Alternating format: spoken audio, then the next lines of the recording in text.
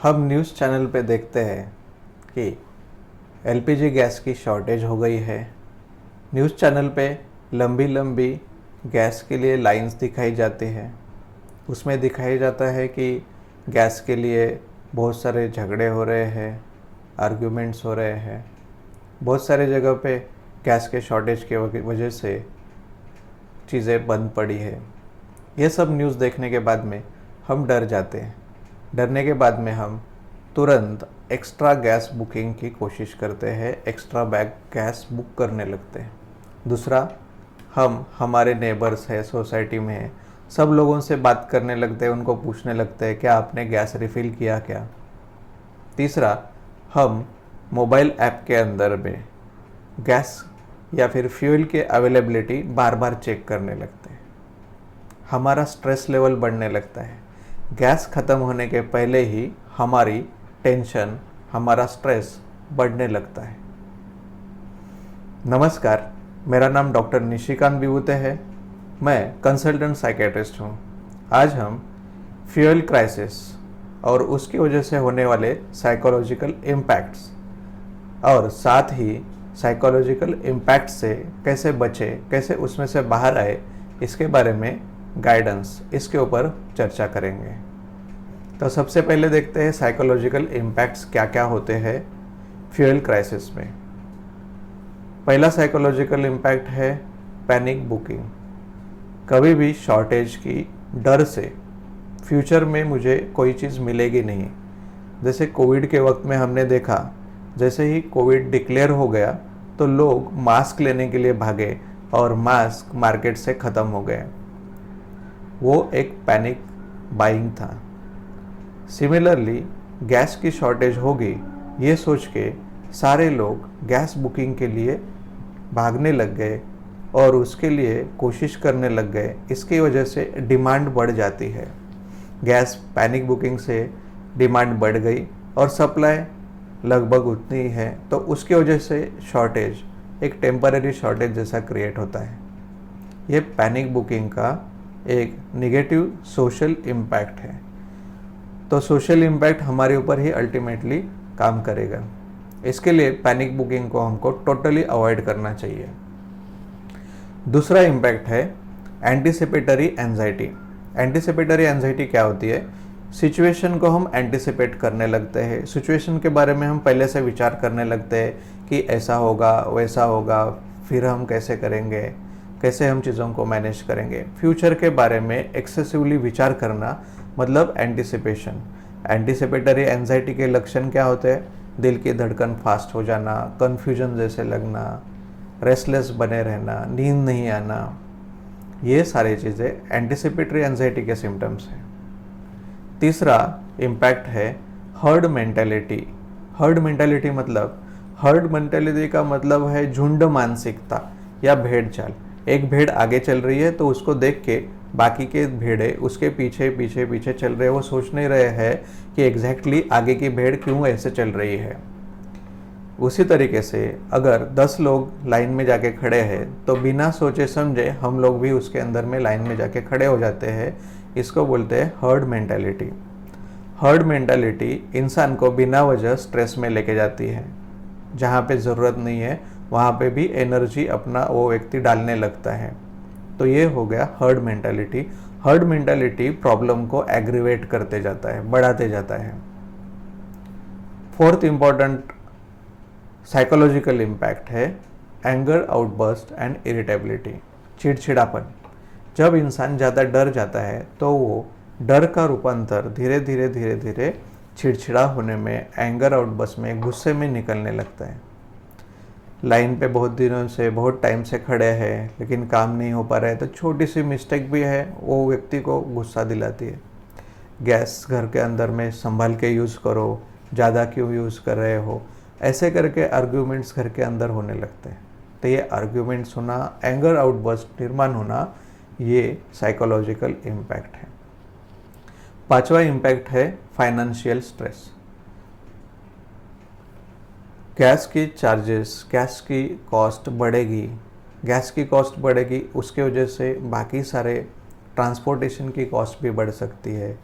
उसके वजह से महंगाई बढ़ सकती है। महंगाई बढ़ेगी तो हमको ज़्यादा पैसा खर्चा करना पड़ेगा, लेकिन हमारी इनकम तो उतनी लिमिटेड है। तो ये सोच के वो व्यक्ति स्ट्रेस में आने लगता है।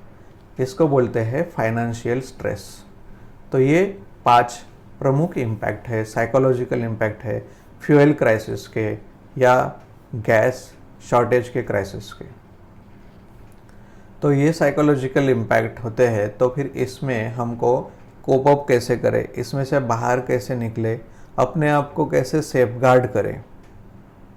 सेफगार्ड करने के लिए, साइकोलॉजिकल इम्पैक्ट से बाहर निकलने के लिए मैं आपको कुछ पॉइंट्स बताता हूँ।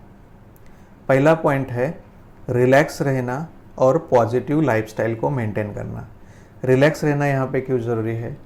जब हम टेंस होते हैं, ज़्यादा परेशान होते हैं, ज़्यादा ओवर थिंकिंग मोड ऑन हो जाता है हमारा, तब हम लॉजिकली सोचते नहीं हैं, छोटी छोटी चीज़ों में मिस्टेक करने लगते हैं, डिसीजंस गलत लेने लगते हैं। डिसीजंस गलत लेने की वजह से प्रॉब्लम्स और इंक्रीज होने लगते हैं।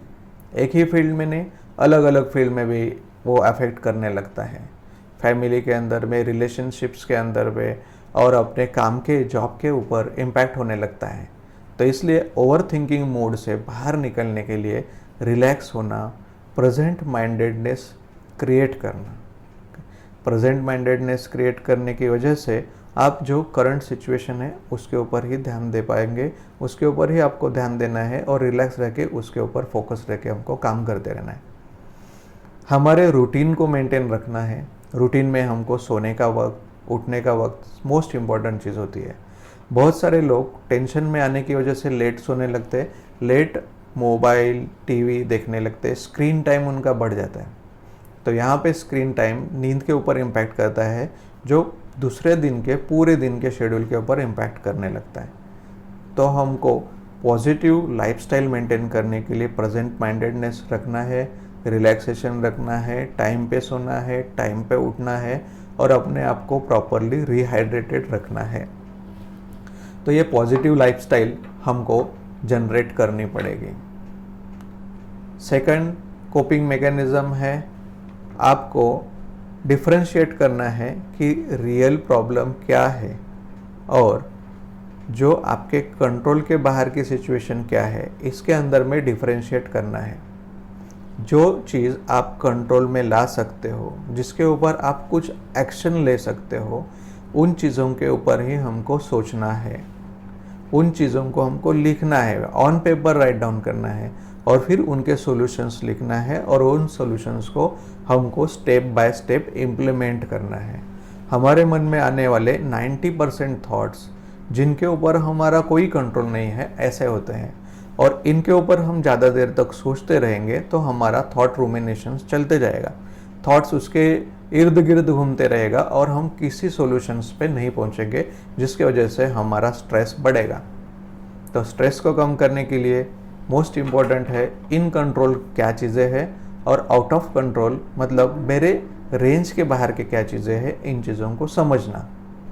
तीसरा बहुत ही इम्पॉर्टेंट है कोपिंग मैकेनिज्म, अपने इनपुट के ऊपर ध्यान देना। हमारे आँखों से, हम कान से सुन रहे हैं, इसमें से हमको इनपुट मिल रहा है, हमारे मन को, हमारे ब्रेन को इन्फॉर्मेशन मिलते जा रहा है।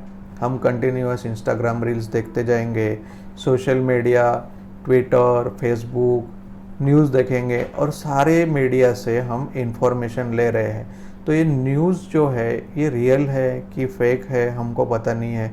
वो हमारा स्ट्रेस लेवल, हमारा एंजाइटी लेवल, हमारा जो एंजाइटी का हार्मोन रहता है कॉर्टिसोल करके, उसके लेवल को बढ़ाते हैं, जिसकी वजह से दिन भर हमारी धड़धड़ बढ़ती जाती है और हम रेस्टलेस बने रहते हैं। तो इसकी कोई भी ज़रूरत नहीं होती है पूरा टाइम न्यूज़ देखने की। न्यूज़ अगर आप दिन में 2 बार भी देखेंगे तो भी वो एडिक्वेट है, that also for a limited time. Limited time के लिए आप 2 बार न्यूज़ देख सकते हो। ऐसा करने से आपका न्यूज़ रिलेटेड एंजाइटी है वो कम होते जाएगा। चौथा इम्पॉर्टेंट साइकोलॉजिकल कोपिंग मैकेनिज्म है हर्ड मेंटालिटी के ऊपर कंट्रोल लाना। हर्ड मेंटालिटी के ऊपर हम कैसे कंट्रोल लाएंगे? हम अपने ऊपर कंट्रोल लाएंगे, हमारे ऊपर, हमारे लॉजिक के ऊपर हम ध्यान देंगे कि सब लोग लाइन में खड़े हैं तो क्यों खड़े हैं, क्या उसके बारे में रीज़न हो सकता है, क्या उनका लॉजिक है। अगर हमको समझ में आ रहा है कि उसमें कोई लॉजिक नहीं है, सिर्फ आउट ऑफ फियर या फिर एक दूसरा कर रहा है इसलिए मैं करूँगा, ऐसे अगर सब लोग कर रहे हैं, तो हमको लॉजिकली हमारे लिए बेस्ट प्रैक्टिकल सोल्यूशन क्या है वो देखना है, वो फाइंड आउट करना है और उसके ऊपर ही हमको एक्शन लेना है। तो इस तरीके से हमको हर्ड मेंटालिटी से बचना है।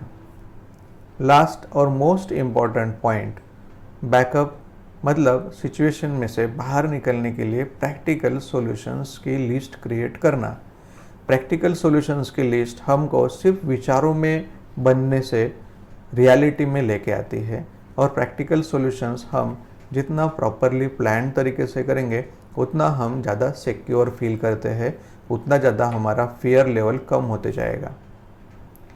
मोस्ट इम्पॉर्टेंट चीज़ हमको याद रखना है, अपने आप को याद दिलाना है कि पहले भी ऐसे अलग अलग डिफ़िकल्ट सिचुएशंस हमने फेस किए थे और उसमें से हम सक्सेसफुली बाहर निकले हैं।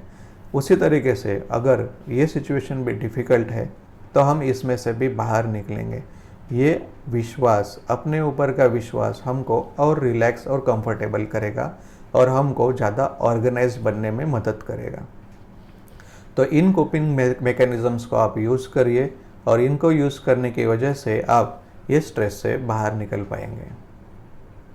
आपको ये वीडियो कैसे लगा आप कमेंट सेक्शन में ज़रूर बताइए। आपको किसी बारे में ज़्यादा एंटिसिपेशन, ज़्यादा विचार फ्यूल क्राइसिस रिलेटेड, तो कमेंट सेक्शंस में ज़रूर लिखिए। ऐसे इम्पोर्टेंट वीडियोस देखने के लिए और इमीडिएटली उसके अपडेट मिलने के लिए हमारे चैनल को सब्सक्राइब ज़रूर करिए और इस वीडियो को लाइक भी ज़रूर करिए। धन्यवाद।